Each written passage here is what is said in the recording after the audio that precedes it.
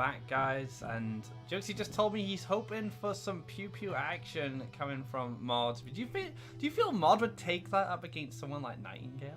Any day. Any day not of the afraid. week.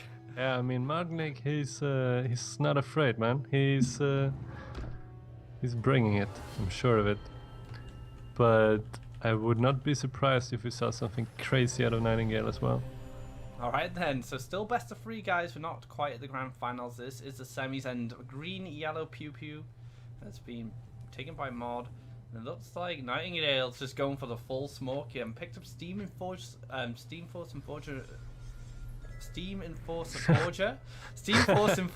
in his opening hand, which is fantastic draw. Yeah, but we did see Modgnik win against his yellow aggro earlier with his yellow pew-pew. Yeah, yellow pew-pew does deal with the red aggro pretty nicely from what we've seen in one sample pool. Yeah, and to be fair though, Nightingale has a little bit more powerful start this time, and Modgnik might have a worse start hand than he used to have. I'm not sure. So what does But the fact that Modgnik Modgnik is second here is maybe good for him because he has the Explore to buff his creatures as well. But when we see an Archer or a Charger coming down, do you think Nightingale is going to clear it, or is he just going to go face? I think he's just going to go face. I think he's going to try and race him at this point. Yeah, let's see what comes down. So we see Explore being used now already. So it will not be able to buff one of his creatures. So going for the Charger just to block, and going for the Archer as well. So giving Nightingale some decisions to make and what he wants to clear. Yeah, so clearing the Charger takes away a little bit more damage from the board, but clearing the Archer would deny his opponent some Faeria instead. I like the Charger clear. I think the Charger is a bigger threat at the moment, but Outcast Tower is going to be able to answer that problem of what the Archer was going to do anyway, which was collect the Faeria. So nice tower there coming down from Nightingale. I'm not sure if I like this Outcast Tower in this position, because I don't think the Axe Grinder will die here, and if I'm Nightingale I would really appreciate that one extra Faeria, because this way he won't be able to play the Kobold Barrack, War Beast, because he will need to play a land.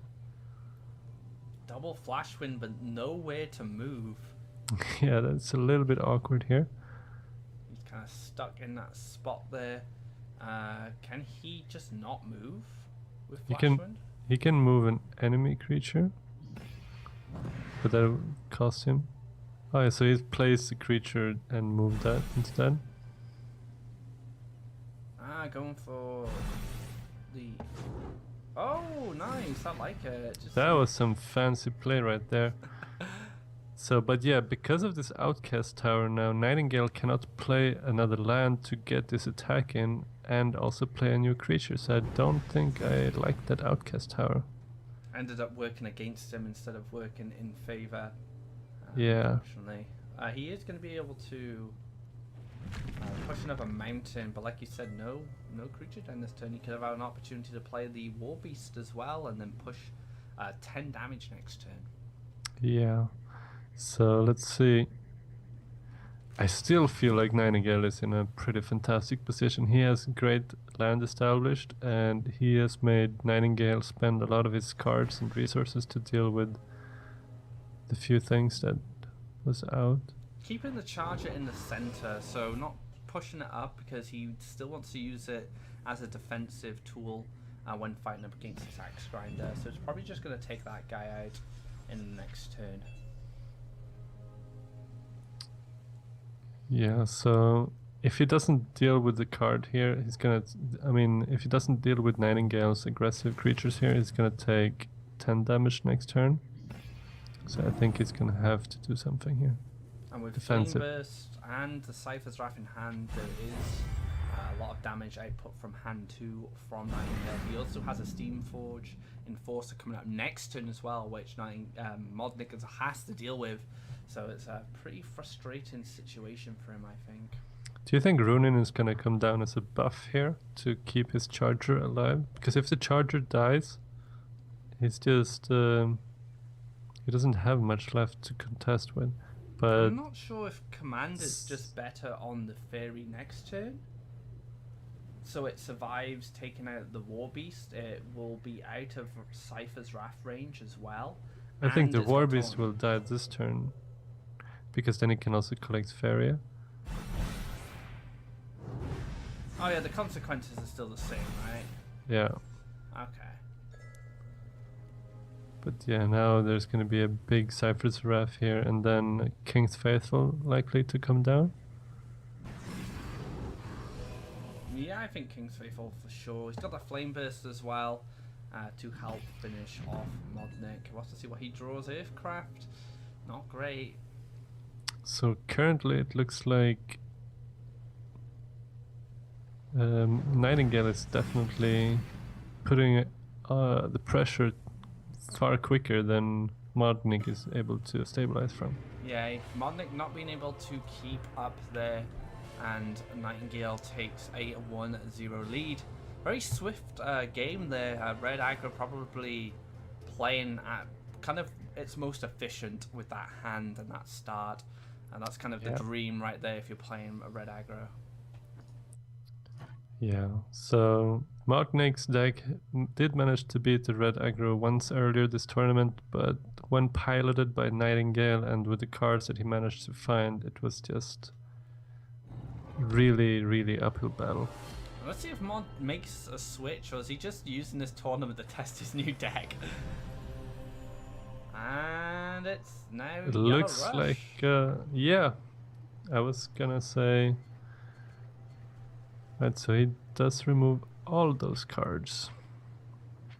So this is a pretty terrible hand for Modgnik if he's playing Yellow Rush. And that's a pretty fantastic hand for Nightingale. Oh man. This is a tough match for Yellow Rush sometimes, especially if the Red Rush player gets that Steamforged Enforcer early, because it forces them to play defensively, usually then. And they don't have the same damage output as Red Rush has, because they just have all the big bulky creatures. But there we go, Steamforged Enforcer coming down to start things off, and oh man, that is such a threat. Yeah, it's really difficult for Yellow to deal with this in an effective way. I've seen some interesting kind of land developments before from other players where they stick a land next to their orb on the side the rushes are coming down, and that sets up like a defensive land like preemptively. Is that something you've ever tried before? When I play Yellow Rush, I don't defend. Even against something like Red, which can out damage you? I haven't played Yellow Rush since this red aggro was became popular, because I played the red aggro instead. Traitor! But I think I mean, he can do some fantastic clears here with double Wind Soldier and Soul Drain, but it's gonna just put him so far back. But on the other hand, it denies the Shed Impest value. I mean, he can Wind Soldier, Soul Drain, that's going to cost him 5. Gonna go for a Monk as well, so maybe gonna see if he can get maybe the Kaleem's Prayer going. Oh, this is Curse, wonderful. Dude. And the second Monk, so this is starting to look pretty okay. And it's really important when you play against red aggro that you just don't leave any creature alive, because that makes the Shed Impest so much better. Shed Impest as a 4/2 for 4 is not really that good, but a 6/4 for 4, that's incredibly dangerous. Very scary card to face up against. I think Modgnik can just go for the draw here to start things off, and then he can figure out what he wants to do after that. Yeah, draw from his creature, that is. I don't know if I would go for land just yet. I would always want to start off with a draw, unless he's trying to angle a lot of yellow haste creatures, but he only has an additional monk, so maybe he's expecting a follower to come down as well. Let's see. Oh, look at this guy, the Orodrim Archer. Yeah, Sagittarius. it's pretty useful for proccing these Kalim's follower sometimes, but in this game I don't think it will see play. I feel that Nightingale is now ahead in this race just because he has more power on board. Yeah, the yellow creatures are, I mean, the strength is that they have haste, many of them, but the red creatures are just so much bigger. Alright, so harvest first and then get that card draw rolling. And I want to be picking up a prayer here just to increase his Faeria output, I think. Yeah. So why is he playing this before he draws a card? I'm not sure. Because if he picks up a second Soul Drain here, he's gonna bite him. Or this Crusader would have been far more useful. Exactly, you would have a 10-10 behind his opponent now. He can still play it here, I guess, and set up for the win. But now Nightingale just needs a Cypher's Wrath, I guess, to finish this game off. How did he get this extra Faeria in the end? I'm not sure. Wasn't he on 4? He wasn't. I don't know. Where did he get it from? Oh, never mind. The Sagittarius. The card says whenever you attack a god, gain 1. It's not whenever this creature attacks. Ah, I see. Okay. So, of course, we are stupid. But then it was really smart to play it first. And there we have it. So Modgnik tying the series up 1-1 with a bit of smoke of his own. Yeah, so, I mean, both of these players, they do have the full collection. They're doing this for the fun and for the prestige of winning a PlayFaeria Open. But I would not be surprised if they just want to put on a great show for our viewers also and bring something nutty. What do you think? Well, this is the deciding game, so it's a little bit much to put. Like, it's a little bit risky to do it in this position. Yeah, I think they're just gonna probably stick to their guns here and just go for the aggros again. Maybe Nightingale might change up if he thinks yellow aggro's coming out. Yep, he's going for a wish deck, and and Modgnik is going to his red control. So we did see Meteor. We did see Meteor in Modgnik's deck earlier. We did. And, didn't we? I think we did. Yes. Oh no! Wait, was it Modgnik we were watching then? No, it wasn't. It was Down Sky. Okay, so, well, he's running red, so he must have meteors. It's gonna be fun. I know you have quite a lot of experience playing 3 wishes against meteor decks. Yes, I do. And they're not tales of victory, I can tell you that. They're tales of salt and tears. Tears and salt, yeah. Oh man. But this 3 wishes, I have no idea what he's playing to kind of fuel the strategy. We see a Defender of the Homeland. So this is yellow as well. Interesting. So this is probably just a new build that Nightingale's been trying out. So it looks like a yellow-green with some sort of sacrifice mechanic since we see the Deathwalker. But it drops a lake. I mean, Garadan finds its way into all witch decks. Yeah. Pretty much. Like, it's pretty much a staple. Aurora can even be considered a staple as well. It's just what other additional cards from that color they decide to put in. So we see Modgnik picking up the Meteor now. Oh, Meteor's Very so good. No, King Dan's is saying that he doesn't feel like red control counters 3 wishes completely. He was chatting in a stream chat on Friday, I think it was. This is curious. Ah, he wants to set up Garadan. So this must be a bit obvious to Modgnik though. He'll have 10 Faeria, double mountain next turn. I wonder what he's going to play. I think we just firebomb here. Yeah, for sure. Let's get that firebomb down, get the harvest going. But it would feel so good to just attack with the creature instead. But it's too obvious. Sorry, Nightingale.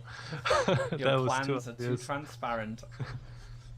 Mod is not going to fall for that. Because now Modgnik has a double collecting going on that is really, really good for him.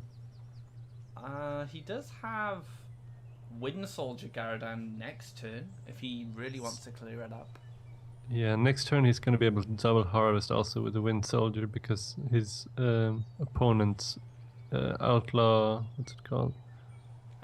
Outlaw something. Hunted Outlaw is Hunted gonna be on the Outlaws. other side of the pool. It looks like he just drops Caradon here. So to he be gets a able- double harvest as well from both sides this way, which is Oh, pretty but nice. look at this. Modgnik can clear it right away with Firebomb Cypher. Yeah, that's pretty rough. Firebomb Cypher. Goodbye, Garadon. This is an opportunity I wouldn't pass up personally. Yeah, it denies his opponent double harvesting as well. I think it's really important to deny that. I don't really see any other play. Because I guess you want to get Ground Shaker down at some point as well, just to play. Well, he could have dropped Ground Shaker now on the bottom right, and then if his opponent's Garadon wants to double harvest, he will be able to kill the Garadon. But I mean, Nightingale would just not do that. I think taking it out with Firebomb Cypher here is pretty good. Yeah, it's nice and clean. Stops the double harvest from Garadon, which is super important. Maybe he Needs to wants. control games. He's protecting himself from the Wind Soldier play here. Well, to an extent, he's protecting the double harvest from the Wind Soldier.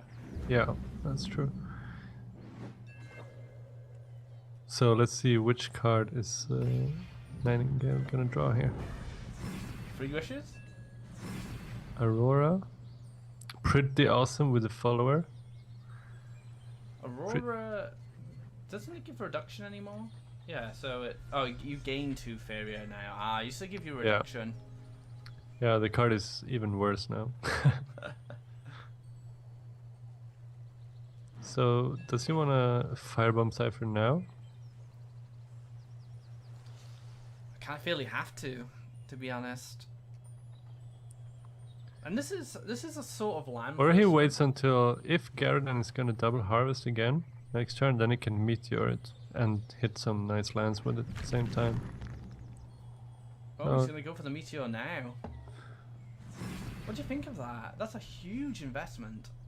Yeah, I mean he did kill Garadon. Garadon cost 10, so but he had another way of clear Garadon, so I'm not sure. But now we're gonna see no. Okay, I thought we were gonna see Kaleem Aurora to take out the Ground Shaker. And that Deathwish Duel's not gonna last long. Double meteor in hand. That was just one of many meteors, guys. Don't worry, we've got more coming. Yeah, if you play Meteor, do it right. Play 3 of them. Yeah. Do it the correct way. He's going to take him a little bit of harvesting to get the Faeria to play the next one. The nice thing Nightingale has done, though, is he spread his land around the side, so not clumping it in the middle to make Meteor more deadly. And this late placement here is really good as well, because, again, it just spreads his land out, makes Meteor a little dangerous, especially in that region, because you hit your own mountains. Yeah. Unfortunately, Nightingale will not be able to draw any of Modgnik's meteors with the wishes. Oh, yeah, that's true. I don't know if you want to draw them as a wish deck because they require 5, but But for funsies' sakes. yeah, especially when Modgnik has all his mountains clamped up like this.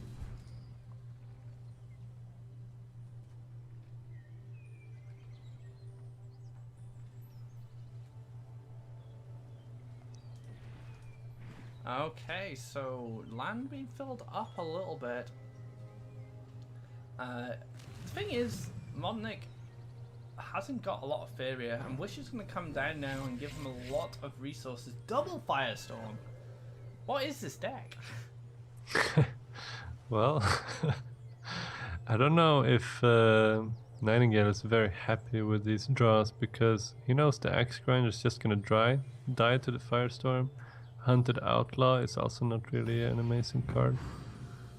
I think what Mod has done with this deck he's building is making it counter the green-yellow sack deck.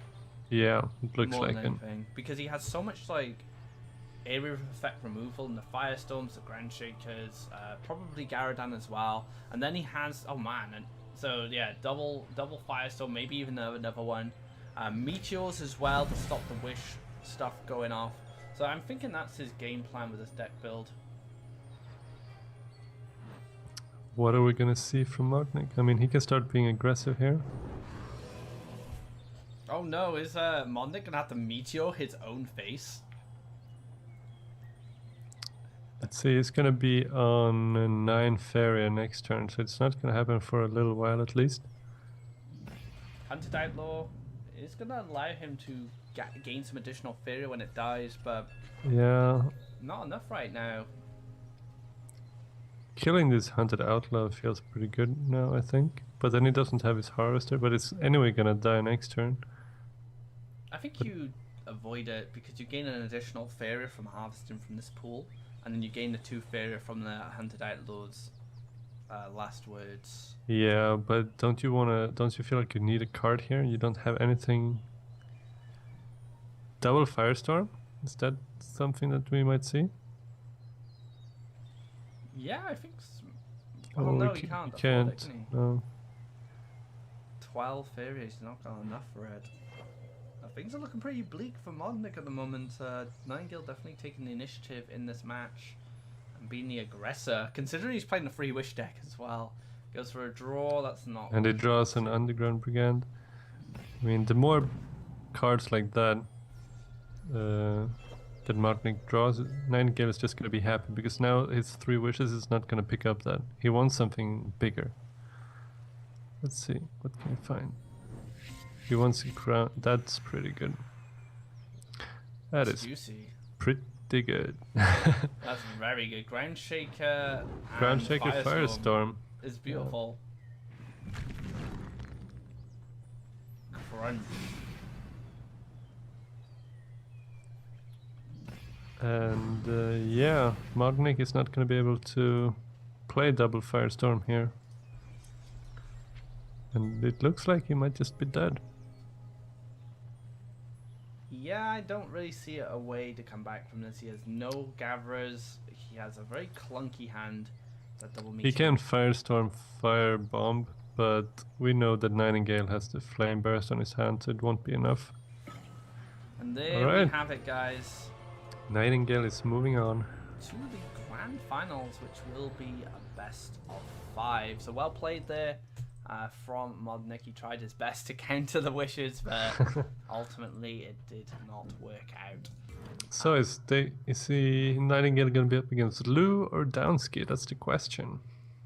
I wonder if they're still playing. I have Downsky. Yeah, they're currently still playing. Actually, no, it says Downsky's in game, so I think Luuu is actually finished, because he would be in lobby if they were still playing their match, right? I think it only says lobby while you're sitting in the lobby waiting for the game to start. Oh, okay. So those guys so are probably they might still be playing. So let's look at the bracket then. King's Dance fell to Modgnik. So we had the Finland mirror match just then. Nightingale coming out on top, moving on. The yellow pew pew was too much for King Dance. Maybe he's just like, what on earth is this? Probably everyone's reaction so far. What am I playing against? We have Luuu and Downsky playing right now, and so there is a potential for a Luuu Nightingale finals, which is pretty fitting considering the skill level of both those players. Yeah, that's going to be an incredibly tight match. But Downsky, like, maybe he can surprise us. And I would love to see Downsky come up as the underdog here to go to the grand finals. But Modgnik and the loser of Luuu Downsky will play in the third match, place match for some additional goodies. Fourth place goes home with nothing. But we're just gonna show the grand finals next, and that's just gonna wrap things up. We've casted a lot of games already. That's gonna be our 5th game, I think. Yeah. So yeah, I think that's good. Just 5 matches, start to finish, and as more people sign up, we'll probably have more matches as well, because we'll have more rounds. Alright, so now while we're waiting, how about we do a little bit of a giveaway? Let me see what I have here. We are on delay, that's my only concern. Yeah, shall I just drop something in the chat and see whoever picks it up? Yeah, you could do. They'll find out. They'll figure it out later. In 10 minutes' time, you guys will be like, oh, that's what that thing was in chat. Alright, so 1,000 gold. Ooh, 1,000 gold. Jackpot, guys. There we go. And what about an egg avatar as well? Why not? Let's see. Should we tell them in chat what's going on, or should we just leave it? Just leave it. Let's see. Unfortunately, this is a little bit unfair for people watching in full screen mode. Oh, right, that's true. That's true, but there's nothing we can do about that, unfortunately, guys. No, it's too late. Well, someone's already said, what are those? Yeah. I don't know.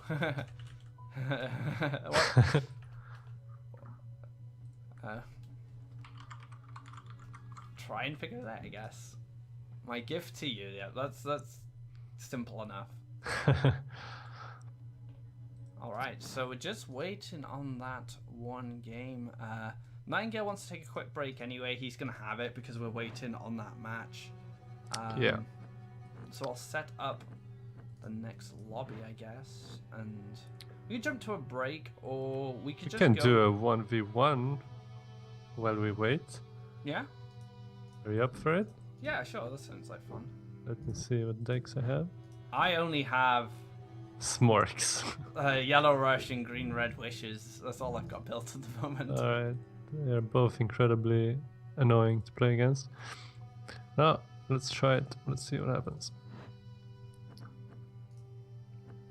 And since you are streaming, they will see your hand and not mine, right?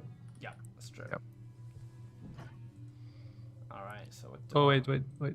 Okay, no. I accidentally clicked the wrong deck, but now it should be good. I'll try the last version of So, Green Red. I got a error message popping up. The game crashed. Crash report, folder name, blah blah blah. Alright, I'm gonna have to restart the game. Should I just leave? Let's see. I might be able to reconnect. We'll see. Did you have a good starting hand? Then just leave. Oh no, my starting hand was terrible. Alright, so then stay. No, yeah, okay. It's okay. It's okay. It's good that this happened now and not while we were in one of those important games. I don't know why I'm getting crashes.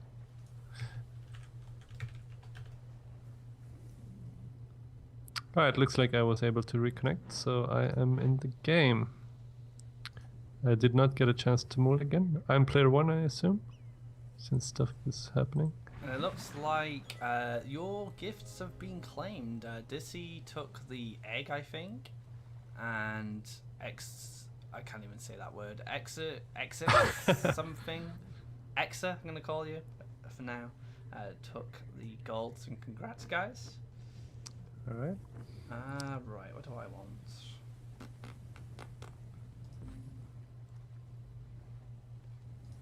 Damn it! It's not the rush. This is one of those wish decks.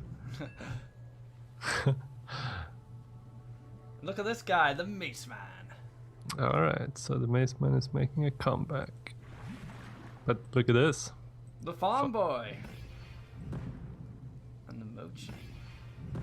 Not just any mochi, it's the spring mochi. Okay. So my Farm Boy is probably better than your Mace Man, right? Since Mace Man only has placeholder art.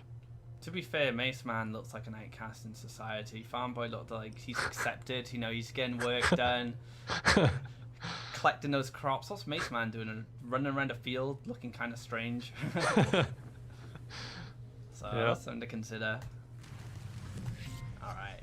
All right, I feel like I'm in a good spot here. Look at this. I'm getting all sorts of Faeria going here. Oh right, they're ready to play actually. All right, so then just leave. I won. Right. I would say that I probably had won that game, guys. I think I would have won. I got my Imperial Engineer in my hand. Uh-oh. Not that All right. nonsense. Oh, victory it says here, so I guess that's a win for me. All right. All right, so we're going to set up the next game, guys. Lou is the winner. And you don't have to create a new lobby, just invite them to this one. Yeah.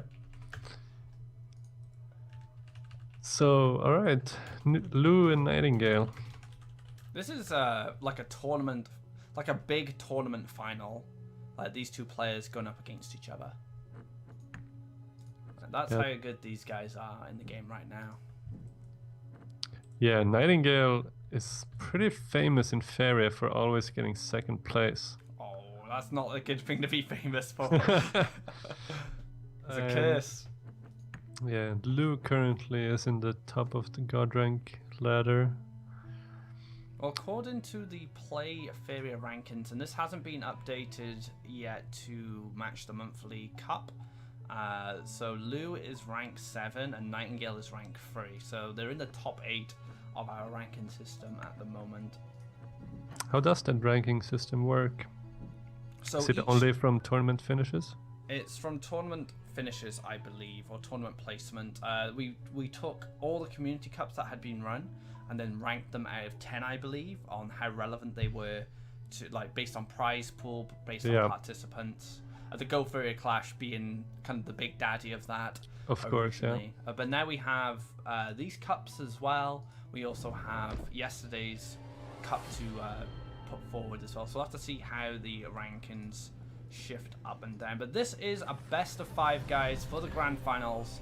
And we're going to have our first ever PlayFaeria Open winner. And it looks like Lou is going for flyers. And we're seeing Nightingale's Wish deck that he beat Modgnik with. And I mean, Lou is fortunate to open with Sky Captain, and the Explorer is going to be able to drop that already on turn 1, which is really big for a Flyers deck. Oh yeah, so good, like getting this out early and getting multiple out as well. It's just so dirty. Yeah, next turn he's going to be able to drop the Dune Drake, which is also incredibly good tempo for him. So I think Nightingale is already in a little bit of trouble here. A lot of pace coming from Lou next turn. Goes for the new Tail of the Old Turtle and gets a reduction on Grandshaker, Garadan, and Wind Soldier. These are pretty good cards to get reductions on, to be fair. Certainly. Unfortunately, not really good enough to contest this amazing opening that Lou had. I remember interviewing Lou like a few months ago after he won a tournament, or maybe it was second place, I'm not sure, with a yellow Flyers deck. And now he's bringing it back. You know, I had seen Mod play yellow Flyers at the start of the season against me. There was another player from the God pool that was playing yellow Flyers as well, so it is kind of picking back up. But with that yellow control blowout yesterday, I'm not surprised if that will be the go-to yellow deck for the next week or so. Yeah, look at Lou though, expecting this to be a mono blue deck. Otherwise there's no way he would have kept this Dune Drake in his hand. He wanted to play Vampire now on Battletoads or something like that. Yeah, it didn't quite work out like that, unfortunately. But this Sky Captain hasn't done anything really apart from PlayFaeria. He hasn't drawn the flyers that he wanted, but now the Dune Drake can come down. If he had set this up last turn, he would have been able to push an aggressive desert maybe. Instead of going for this desert play instead. This is at least now Lou knows that he's not up against mono blue. So we can see a Groundshaker come down here. Oh no, he only has 3 Faeria. Doesn't have the mountains yet either. I thought he had the 3 Faeria after Earthcraft, but no. So he's a little tight on Faeria here. I don't know. He needs the mountains to set up the Groundshaker, but the deserts would be nice as well to set up the Wind Soldier. So he kind of wants both. We can't have them. Yeah, the problem is that Wind Soldier won't really be able to do anything without the Groundshaker at this point. Yeah, they both need each other. And another flyer missed here for Lou, so this Sky Captain just not having any value at the moment. It's Gathering Faeria still doing a great job for that, but you definitely want it to be hitting flying cards every draw pretty much. So this is kind of like a tempo Shaitan, just trying to race then Nightingale before he can set up any free wish shenanigans. Yeah, he probably identified at this point that this is a 3-wish deck that is up against, and seeing as he's not really drawing any of his flying creatures, I think it's important for him to just put down this vampire and get something going for him. The thing is now that this Dune Drake really opens up Nightingale next turn to take 7 damage from this Shaitan with that Desert Twister. If he gets a desert anywhere near a moving space of the orb, the Shaitan's going to be able to push damage. So he's set up something really nice here. Unless the Earthcraft comes... No, not even if the Earthcraft comes down, because he can take the tile just above the lake in the center. Is that what you think he's been going for? I'm not really sure here what's going on. I was thinking that he wanted to get a really good Garridan and then together with the Wind Soldier take out the vampire. But it looks like he is not too concerned about that right now. Looks like he's racing the wishes to come down as fast as possible. Maybe to find some more removal options. Yeah. Luu's in a great spot, but now it's kind of looking fair. So he can deal... Oh. Wait. Oh, nice. I like it. Oh, that's very nice. So he's going to twist the 2/2 away and push some damage. I don't know, he could use the Sky Captain to kill the... No, he doesn't care about it. He just puts it where it doesn't really help Nightingale. Lethal now for Luuu on board. As long as there's no free wishes, we know that Nightingale's just 1 land away, develops that last forest there, and now he can drop the wish to top himself back up and find some... Oh, there's all the flying cards! Yeah, and this is really bad for Nightingale, because the next few cards for Luuu are gonna be pretty good. And they cannot really help him too much. So what is he going to need to do? He can still play Wind Soldier to clear out the Drake. That is going to slow things down. Second Wish as well will allow him to top his health up when he needs to. Could just... What else could he play though? I mean, the Sky Captain won't really help Nightingale at all, because his creatures are not being drawn, they're just copied. So he won't really gain the benefit of the Drakkar Sky Captain.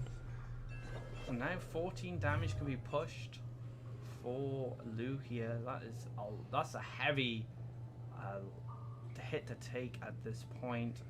And not even free wishes can keep you in the game there. He's going to need some... Just needs to get some Faeria, I guess. I think that's why he went for the Death Wish Ghoul.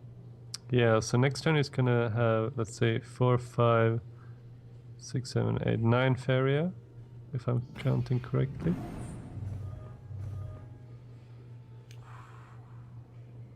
So it's certainly... Oh! Why did he not attack with the vampire here? Did I? He doesn't want the Death Wish Ghoul to die. He doesn't want to give that extra Faeria to Nightingale. Right, yeah, because he still has a lethal setup for next turn anyway. Yeah. That's very smart. That is really, really good. That's some next level stuff there, right? That is... Wow. This is why Luuu is on the top of the ladder and we're not. So what can Nightingale do to get back in this game? He still has to remove a 7/7 and a 7/6. Yeah. I mean, he can heal with the wishes, but it's not really going to draw anything too useful. Luckily for him, Luuu did choose to draw a card, so he might find something else. Something more useful. Grind Shaker, free wishes. Soul Drain doesn't do much. It does heal. Well, it does heal him actually. You can kill the Sky Captain and slow down the Faeria generation. But it's not a high impact card that he really wants. Yeah. But he needs to use it or he's gonna have too many cards next turn. Or he needs to use something. Send up a Wind Soldier clear on that Shaitan. Or a Garridan, if he can manage to kill his ghoul. So it's 14, 17 damage close to the orb, but only the 14 can squeeze by at the moment. But Nightingale is gonna have a great turn next time. I mean, great turn if he can kill his Deathwish Ghoul, which he most likely will be able to. Oh, so the draw doesn't find anything too useful. Oh, but this vampire kind of ruins his plan, because if Nightingale could use the Deathwish Ghoul to trade into the 7/6, then just play Garrodon to clear almost everything on the board, would have been so good. Playing around Garrodon, I saw this happen yesterday. Luuu is so patient. Yeah, I know. I would just be like, so smoke, patient. smoke, smoke. Yeah. So at this point, Garrodon won't do anything. I like the one thing Luuu does, if he hasn't got lethal, he will just set up his board to make it as efficient as possible. Yeah. Instead of rushing things. That patience goes a long way there. So game number 1 going over to Luuu with that yellow flyers. I'm curious to see what these guys do with their decks. Are they going to switch it up? Is he going to stick with the flyers, do you think? I think both players are switching it up. They wanna... I think they just want to show a variety of decks. Maybe. Or maybe it's super serious time now. Yeah, on I those don't know. PlayFaeria points. Let's see. Alright, game number 2. Luuu now switches to Yellow Rush. Alright, so both players switches, and now it's going to be a little bit of smorks going on. So I didn't catch it. Who is player 1 and who's player 2 here? Player 1 is Luuu. Wait, you mean the bottom screen? No, I mean who's getting the Explorer? Oh, Right. Explore goes to Luuu. To Luuu, alright. So I want to see Luuu play Yellow Rush, and he goes for the desert as well, because I'm playing Yellow Rush a lot at the moment myself. So anything I can learn from players of this caliber is going to be very useful to me. Yeah, I think he's considering dropping Explore now just because there's the possibility of King's Faithful or Steam Fortune Forcer on next turn. Yeah, I think you have to go for it, especially if you make the read that it's Red Rush.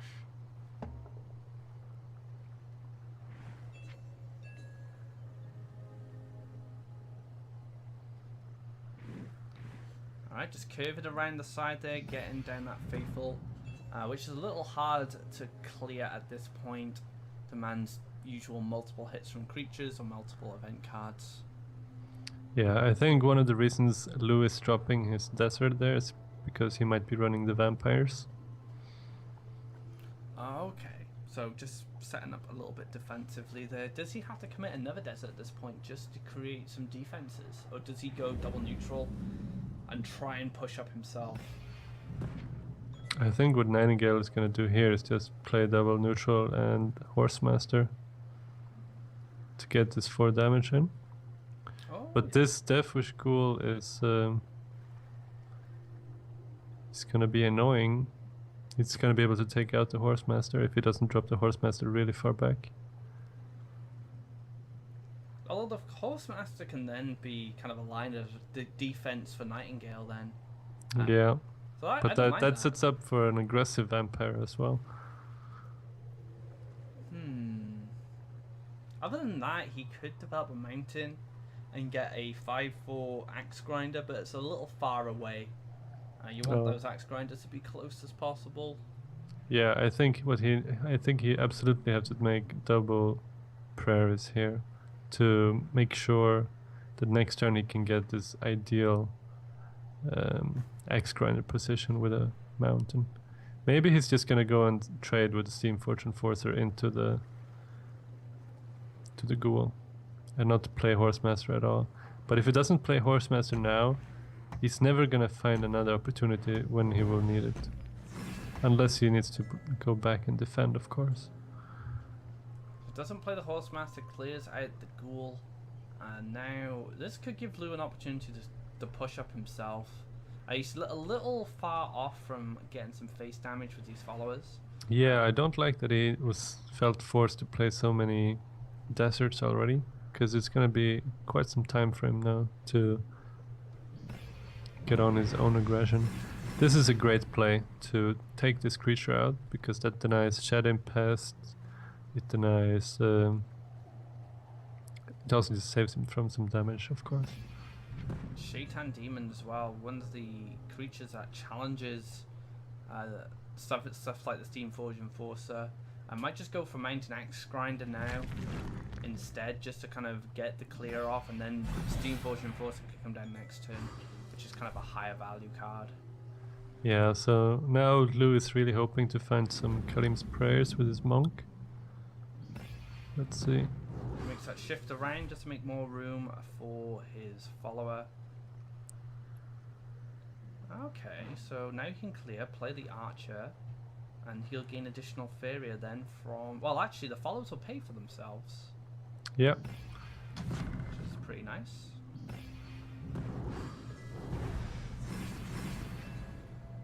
So things are starting to look pretty good for Lou. He has the board back. He's got some card draw with that Monk staying around. No spot removal here from Nightingale. No Cypher's Wraths available. Can't even search for one as well because they cost 2 mountains. So he just has to keep pushing up some I think creatures. Horsemaster Shadow Pest here is the play. Yeah. And just be as efficient with this Faeria as possible and develop 2 creatures at the same time. Also another Sagittarius. He's gonna gain so much Faeria if he chooses to play it. Goes for the draw first just in case he Find draws me something a stronger. like a Last Nightmare, for example. Ping.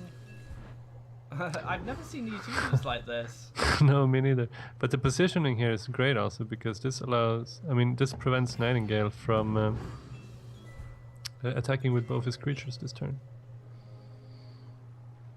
So he's going to clear out the 1-2 with the Horsemaster, push 6 damage. I'm going to curve around on that desert first just to make sure nothing else can be developed on it.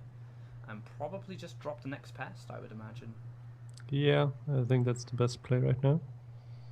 Placing it on the far right as well, so he can harvest Faeria on his next turn. Yeah, and this way he's also setting up lethal. Let's see. What can Lou really do here? What does he have to draw? So he needs to draw a Nightmare. He can also shoot the free one with the Archer as well, so he can reduce the damage output of Nightingale next turn. Goes for the Terror as well. I'm not really sure why. I guess maybe in case his opponent picks up a Last Nightmare so that he cannot walk back and pick it up. But he will still gain a lot of Faeria from just attacking the opponent's orb. Interesting. So I guess you go for the draw with the Monk first. If you don't get a Nightmare, you can go for a manual draw then. Oh wait, Lou already has like 100 million Faeria. Right, so this is not enough to save him just yet. He cannot draw a card if he wants to drop the Vampire. Yeah, that's true. So he needs to decide, does he fish for the Last Nightmare through drawing, or does he try and set the Vampire play? The Vampire won't really be enough at this point. He needs to That's draw Crusader. Yeah, that's game. I don't see a way here for Lou to defend enough.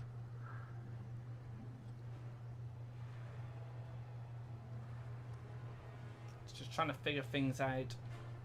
But there is no way he can stop this. What we can see.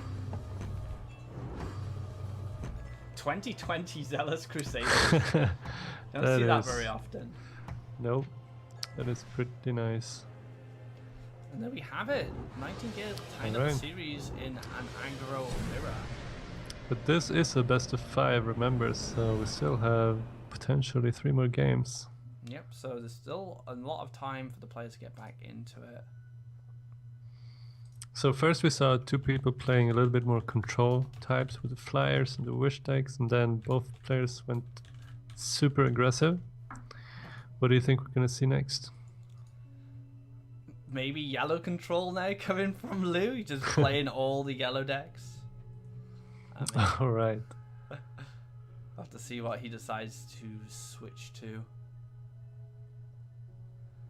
But I mean, they could really play anything. I don't know how seriously they're taking this tournament, because I imagine both players have full collections anyway. So Yeah, but they surely want to win still. But they okay. So Nightingale's bringing an Apex deck while Luuu is switching it up. He's playing something red-yellow. Could potentially be a Wish deck as well. yeah, does have the potential of a Wish deck, and if he is playing a Wish deck, he's going to be in some trouble unless Nightingale runs Unbound Evolutions. Oh man, I think 4-man must have felt so bad after that happened to him yesterday. Yeah, it was really fun to watch, but to play that must have felt horrible. So just a desert up the front here. Now Nightingale could maybe play. Oh, he's going for the aggressive lines. Okay, maybe he hasn't made a read on this deck yet. You know, he doesn't know if it is Yellow Rush yet, or if it's Flyers maybe again, or something completely different. But this is going to be a very scary little living willow here. I just don't know what Luu's playing. Like this, what we see in hand just gives no information at all. What's the win condition? Yeah. We just don't know right now. But I'm at least expecting a ghoul to come down this turn. Yeah, block that guy off. Gonna go for the Ghoul Harvest. Doesn't really care about Nightingale's aggression here.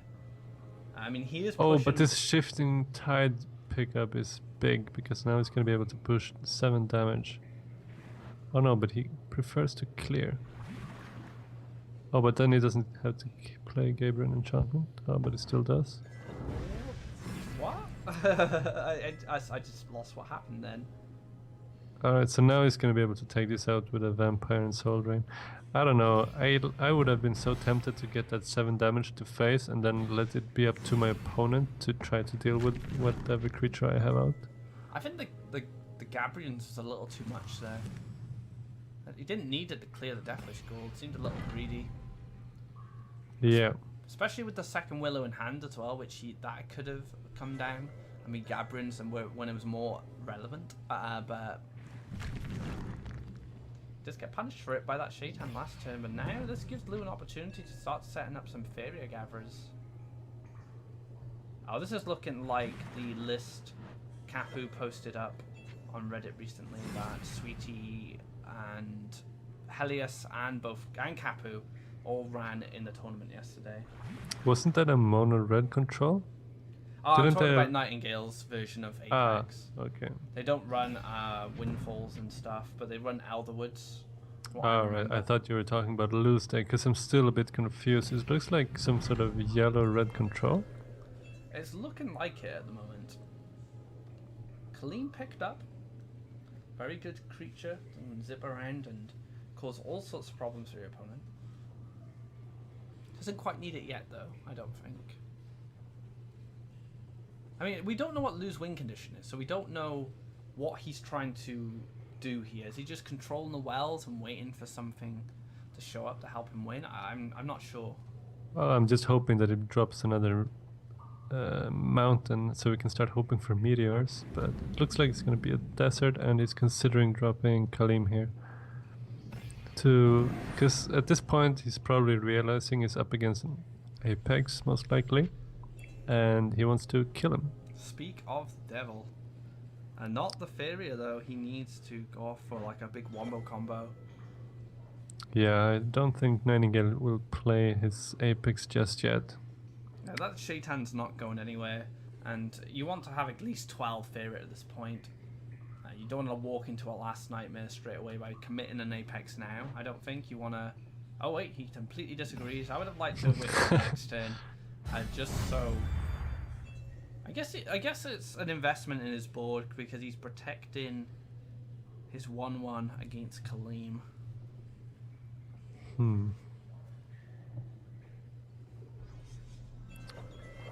Well, let's see. So we see a Scourge Flame Spectre pickup. So that doesn't have to mean he's relying on winning through burn. It just means, I mean, it's a great control creature. It has Flying Haste and Charge.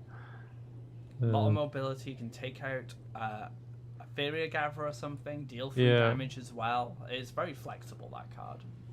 Yeah. So he has the option to play Garridan, but I doubt we'll see it. Scorch Flame come down.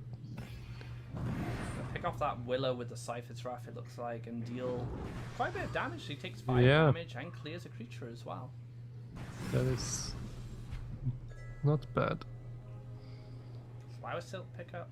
Not going to really have much influence. Probably just going to go for a creation here and get the extra Apex.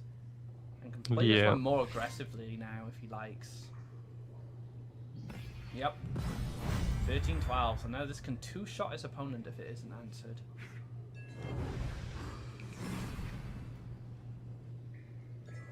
Alright, and currently Lou does not have the answer. Let's see what he draws here. That's not a last Ghoul night is not enough, and he draws and fights a Firestorm, which also won't really... Well, that is enough to clear it, but it costs him his Shaitan, his Kaleem, and a Firestorm to take it out. That is very expensive. Very expensive defensive play here coming from Lou.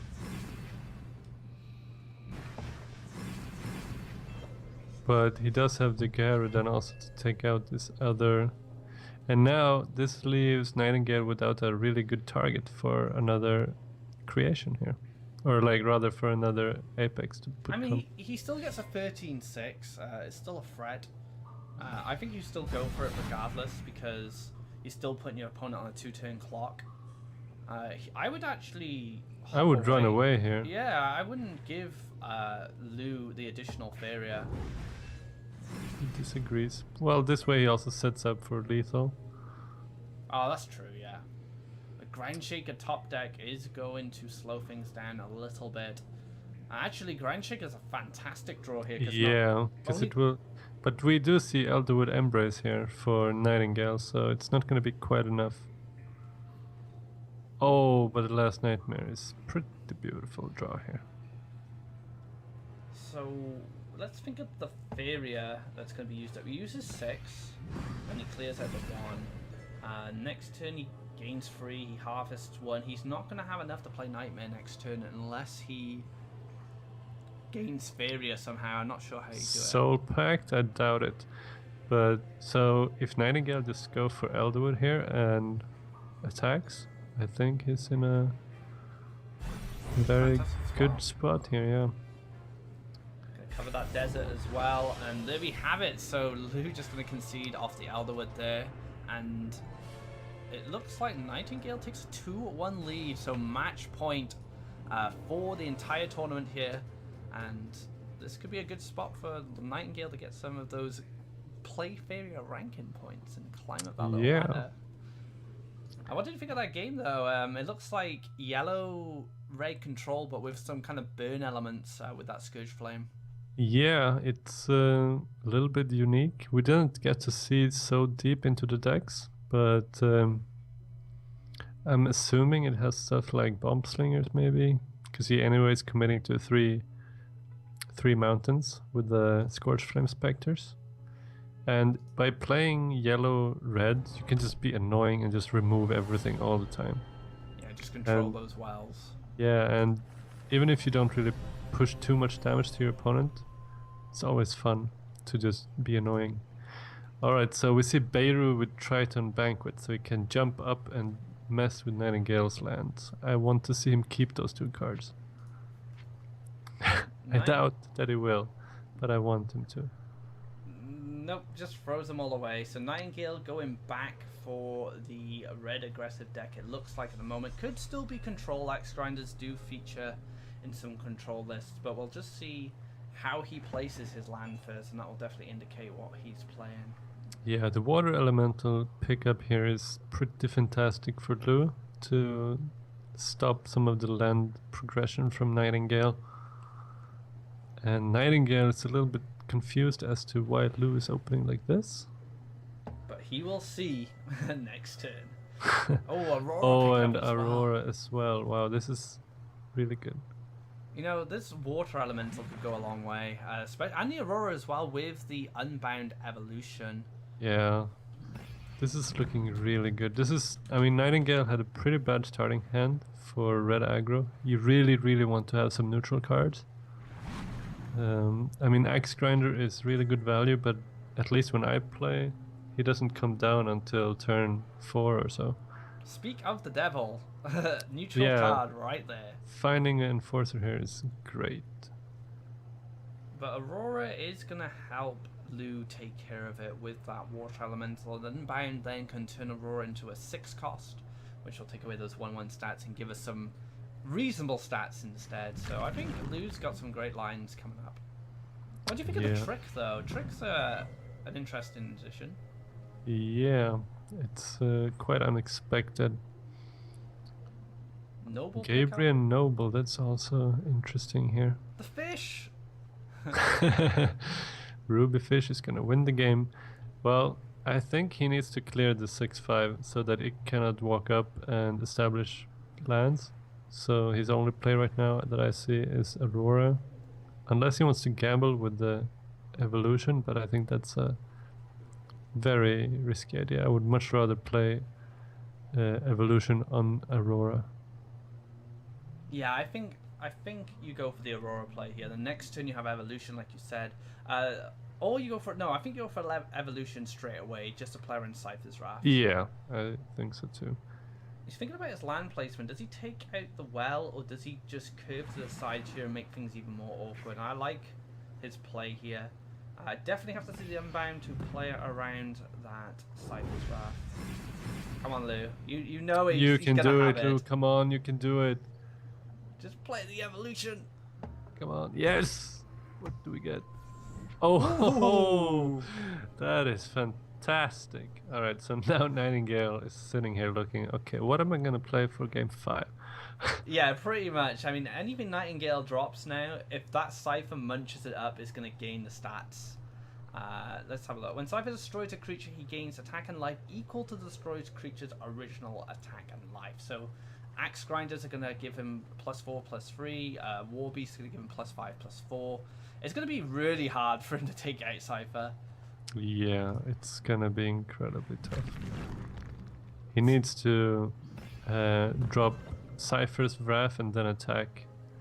Oh, but the Beirut comes down. Beirut is the absolutely most wonderful card when you're playing against Rush. If you can get it down and have it trigger on your opponent's aggressive lands, there's just nothing they can do from there. It just locks them out of the game so easily. Beirut is a card that I started using to fight red aggro last season, and it's a bit expensive. It can be a bit hard to get down sometimes, but when it does get down, it can pretty much win you the game, because they'll never ever get anything close to you ever again.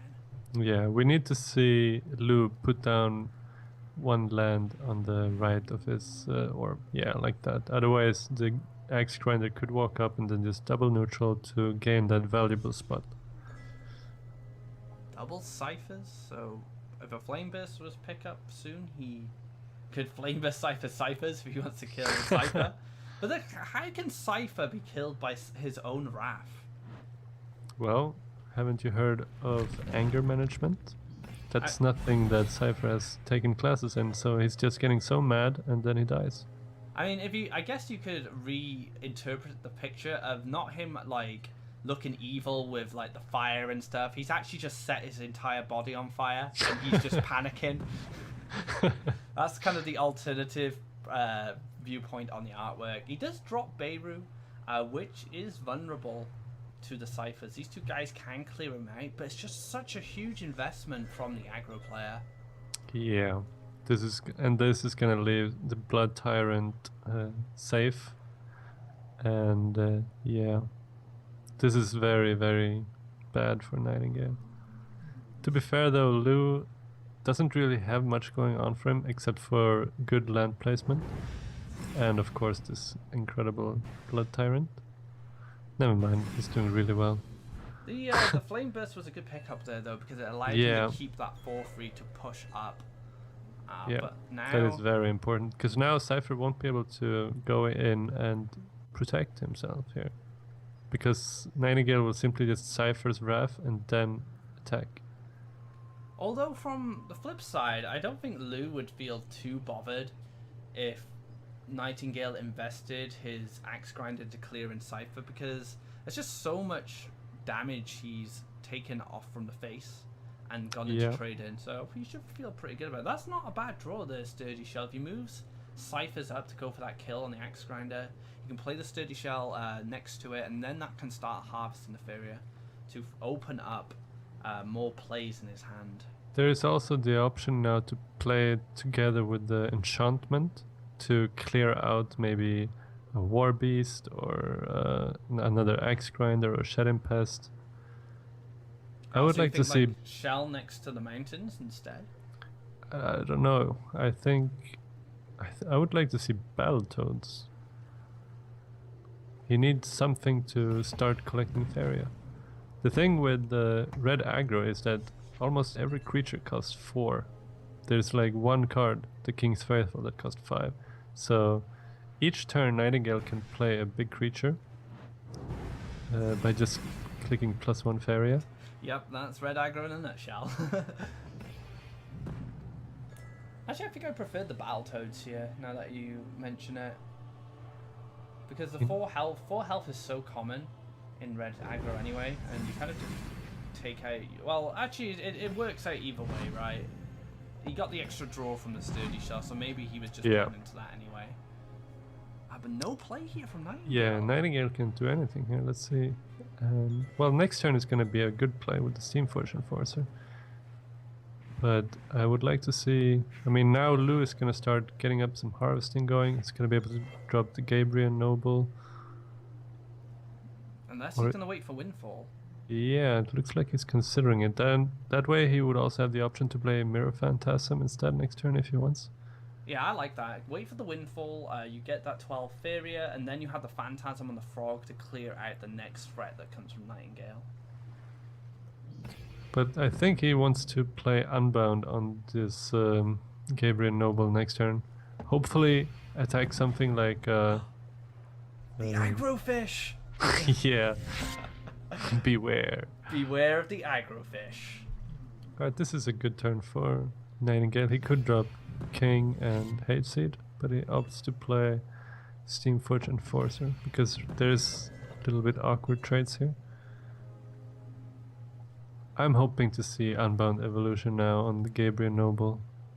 Give him the... 6, you'll turn into... What are the options on 8 then, that you know of? We have Runin, we have Beirut, we have Oakfather. Runin... Volcanic Colossus, is that 8? Or is that 9? Let me look that up quickly. No respect there for the Unbound Evolution. Goes to the Phantasm instead to push 5 damage with the Ruby Fish. I kind of like that. So now... But if he had been able to find a Beirut from the Noble, that would have been pretty much a game over. Yeah, I would have liked to see an Unbound come out there. Alright, so we have Beirut, Wave Crash Colossus, Runin, Ice Rock Behemoth, and Ogre Battler. Ice Rock Behemoth would have been crazy. Like, how would he ever deal with that? Oh man, but we have the series tied up 2-2, so now we're into the last match to see who's going to be the winner of our first PlayFaeria Open. And guys, we just saw a mono blue deck crush, more or less, a red aggro deck. Yeah, and people counted mono blue out after the recent changes, but I don't know, maybe Lewis found the answer to that mono blue. Nightingale was quite unlucky though, I think, with his... no, wait, he wasn't. He found the Steamforge Enforcer right on time. Luuu did lose Water Elemental and Aurora, actually. That was maybe more that he was lucky than that his opponent was unlucky. Alright guys, so Nightingale's bringing it, the yellow control. Yep, he's try hard mode activated. Yeah. I just want to say, try hard time. As for Luuu, he's gone to red control instead. Interesting. Yeah, so what do you think? Who's more favored, yellow versus red? I want to say red. But the thing is, yellow control just so good. Like, I think it can pretty much win any game if it gets the right start. I feel that Lou needed ciphers to basically get ahead in this opening, but he didn't get it. He does get double harvesters though, which is nice. But those mace men, you know, they can challenge the charges at least. Yeah. So let's see what Nightingale picks up. Well, interesting thing is if we mix yellow and red, it becomes orange, and orange is a beautiful color. So just so you guys know. You know what? I didn't know where you were going with that, and I was just like, red. If you mix red and yellow, it can. Oh yeah, it does become orange. Like I completely forgot everything I learned at primary school. I haven't had the mixed colors in forever. Yeah, because you only play mono yellow Smorg or mono red Smorg. Yeah, pretty much. Oh, and we see Kalim coming out of Nightingale's deck here. That's a fantastic draw here. So far, I think I like Nightingale's position. Yeah, do you develop it next to the air elemental? If you go for the play this turn with the Kalim. No, he's not. Huh. Yeah, okay, I was just about to say that's fine. But it doesn't directly challenge the Bloodsinger. Where if it went on the other side, it directly challenged the Brigand. Yeah, I'm not sure exactly why he chose to put it on this side. But we do have Orodrim Fanatic, so he might just do something crazy. Something crazy. Oh, Garadan on the draw. Garadan is pretty good here, especially with that Ground Shaker on hand. Yeah, I like the pass from Luke here. Just let Nightingale come to him for now, and then set up maybe a good Ground Shaker Garadan in a response to what he decides to do. Yeah, I mean, Lou has 4 Faeria sitting on the board in terms of combat effects from his brigands, at least 4. Unless they are taken out by something like a vampire or Last Nightmare, which is quite unlikely. So even though they look to be kind of even on Faeria, Lou is in a way ahead. It's just invested into the future.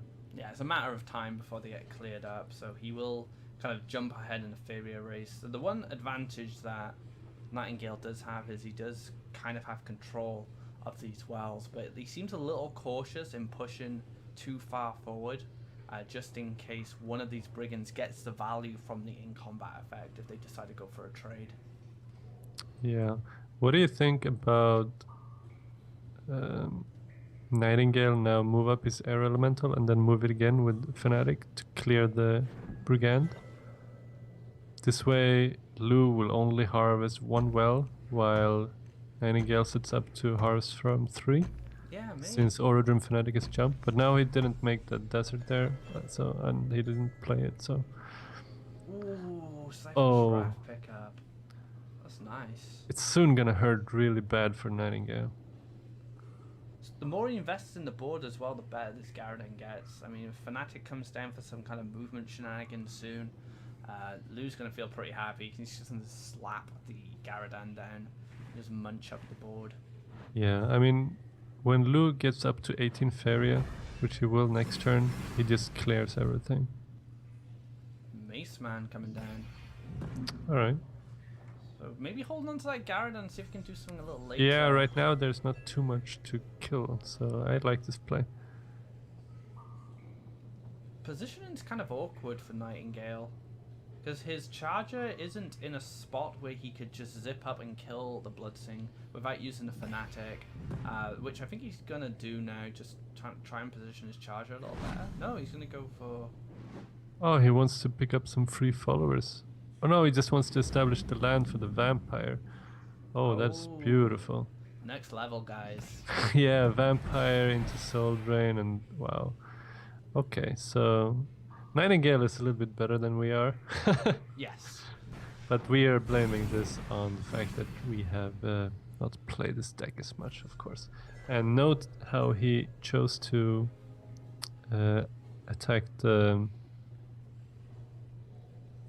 He used Soul Drain onto his opponent's Underground Brigand so that the combat effect would not trigger. Yes, so the Bloodsinger's effect didn't come into play at all because Nightingale didn't lose any creatures, but if he had attacked the Brigand, he would be on 16 Faeria now, which may make a difference. I mean, Garadan Grandshaker could have come down instead, and that could have wiped out Kaleem on his own, for example. So that's probably not the play he would have made, but that's just an example of how much more reach he would have had. Firestorm pickup, but not enough mountains to play it. Yeah, which is quite fortunate here for Nightingale.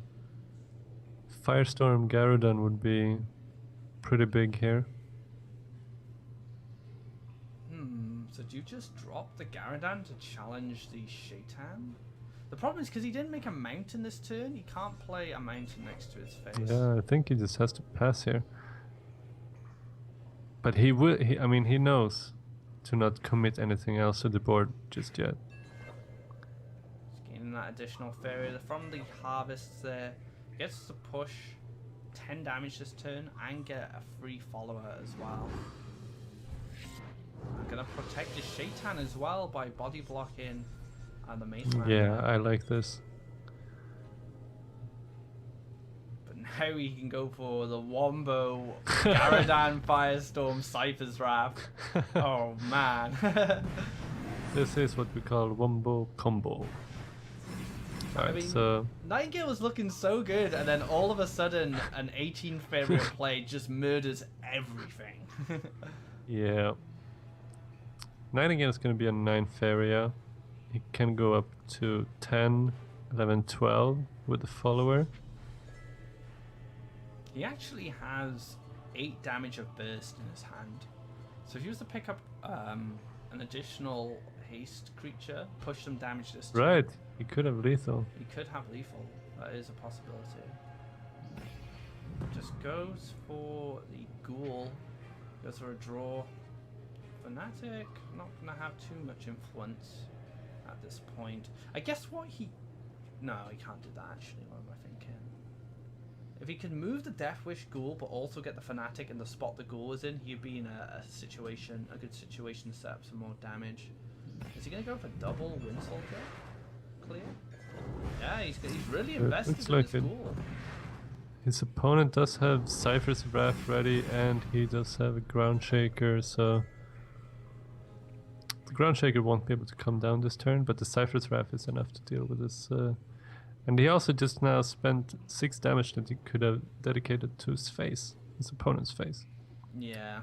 But these guys, they're not as smirky as we are, it seems. Yeah, that's another thing as well. I like going for Faeria here, playing the Bloodsinger next to the Ghoul, and then Cypher's Wrath. And you set up another Harvester. We also get that additional little bit of damage as well. What do you think of that? Yeah, I think that is a fantastic play right here. Because we don't want this Ghoul to live. And the Ghoul can push damage and bring things closer. But now you've seen Nightingale invest double Wind Soldier. How afraid are you at this point? I'd feel pretty comfortable. Yeah, I don't think Luuu feels too pressured. But still, if he doesn't kill the Ghoul this turn, yeah, he could kill it next turn with a Ground Shaker. Let's see. Yeah, it looks like he's going with the Bloodsinger, Faeria, Cypher's Wrath play, I think.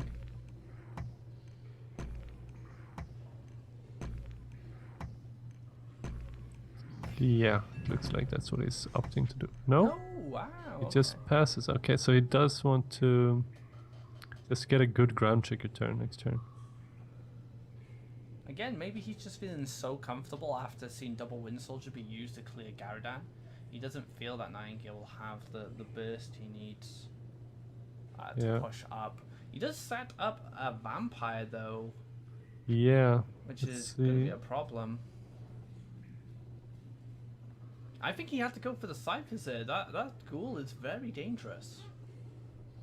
Yeah, it's gonna be able to take out this Bloodsinger now with the Vampire. The Vampire, because he chose to draw a card, he cannot play the Vampire first So to gain the out on extra 1 health. Yeah.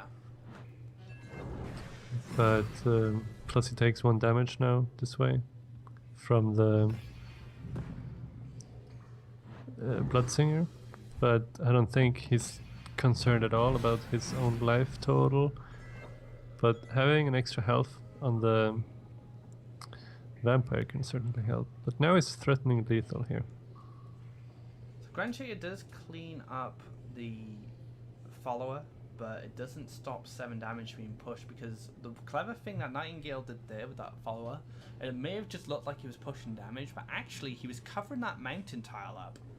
So you can't play that defensive Grandshaker to block it off. And there we have it. So now just a follower is all that's needed from Nightingale to finish this game off. Is he gonna try to find it, or is he gonna try to do something fancy? Actually, I don't think this version runs followers. They run the air elementals and fanatics instead. Right, but he has 1 wind soldier left, probably. Yes. I would imagine they're still running triple wind soldier for sure. The problem is now all the cards in his hand die to what's on board. Yeah. And he doesn't have kind of like stable creatures to finish him off. So I like this play from Nightingale, going for the Faeria harvesting, because he doesn't have what he needs to finish the game off. Yeah. I imagine this Maceman is gonna be sacrificed here. Or is he looking for a Flameburst Cypher to just keep his creatures on board? Well, the Grandshaker can cover up the desert. But the problem is Lou can just make another desert next to it. So what I think he needs to do is maybe block in that desert with neutral tiles. So then that he needs to remove the Grandshaker if he wants to get that soldier finish. Yeah. I think Lou is considering here just using Flameburst and Cypher instead of trading his Maceman. Oh, I would personally, I would like to see Maceman clear the Shaitan, do the double neutrals around the desert, and then Flameburst Cyphers the charger instead to stop his Faeria. Yeah, that's exactly what's going to happen here. Doesn't cover the desert tile either. Soul Drain, not really helpful in this situation. And this is the grand finals, this is game 5, so everything is on this game. And Lou is down to 1 health. What do you do? I think you could... No, you can't even I think I draw a card here, because we still haven't seen any Windborn champions either, right? No, we haven't. Oh, he's setting up the double Fanatic lethal. Sneaky, yes! sneaky. That is very sneaky. Yeah, but Lou is like, why would you put the creature there? No, he doesn't see it. He doesn't see it. I mean, it's not easy to see, I admit. This is beautiful. And this is just again showing how powerful this Fanatic card has become in this meta game. And there we have it. And Nightingale takes the win there with more sneaky Fanatic plays. Fantastic game from both, 3-2 right down to the wire. And that's how it should be with players of that caliber. Yeah, Nightingale not taking 2nd place. He's claiming this victory. Very nice. I'm happy for him. So well played from both players. I thought that was a great grand finals, like very evenly matched. It was just that last game there, which was a bit of a swing. But setting up that cheeky lethal was just excellent. Excellent yellow control play. Any final thoughts on this tournament, dude, before we wrap things up? I'm just happy that we got to see so many different decks. And I mean, maybe not so many, but we didn't spectate so many games. And we saw a lot of different decks. So that was a lot of fun. I'm very happy to see a lot of newer players taking the step and joining tournaments. It's really fun to watch you play. And yeah, I don't know. It was just a blast. Awesome. Thank you very much for joining me on this cast, dude. It's been an absolute pleasure having you. And thank you to the viewers for tuning into our first PlayFaeria Open. I hope more of you want to get involved next week, and we can maybe even cast your games too. We're looking to cast a variety of players. We're not just focusing on pro players or like some of the top players. We want to get everyone have a bit of spotlight. And it's just a bit of fun, guys. You can win some gold, win some keys. There's no reason for you not to participate. But thank you again for tuning in. Be sure to follow this channel, as this is my new streaming channel, and I will start streaming again on Tuesday. Jokesy, do you want to give them a rundown of any stuff for you, like Twitter, Twitch, stuff like that? Well, yeah, I can post it also in the chat. You can find me on Twitch. I'm Joke SE with a 0 and a 3. It's a very complicated name. Sorry about that. But yeah, if you're new to the game, check out PlayFaeria.com. Check out their articles and guides. I also wrote a guide that has been quite popular for the newer players. You can find it on the official Faeria forums. Or you can always... Yeah, you can also just contact me on faeriacoaching.com if you need some help getting started. Awesome. Well, thank you again for joining me. That is going to wrap up our first PlayFaeria Open. I hope you enjoyed yourselves today, and I will see you again on Tuesday. I hope you tune in at 2 p.m. CEST to catch my final push to get God rank. I'm at rank 2 right now, so I'm hoping to get God rank by Friday, and then I can start playing some of the more wackier decks. But yeah, thanks guys. That is going to be it from us. Take care and have a great evening. Good night.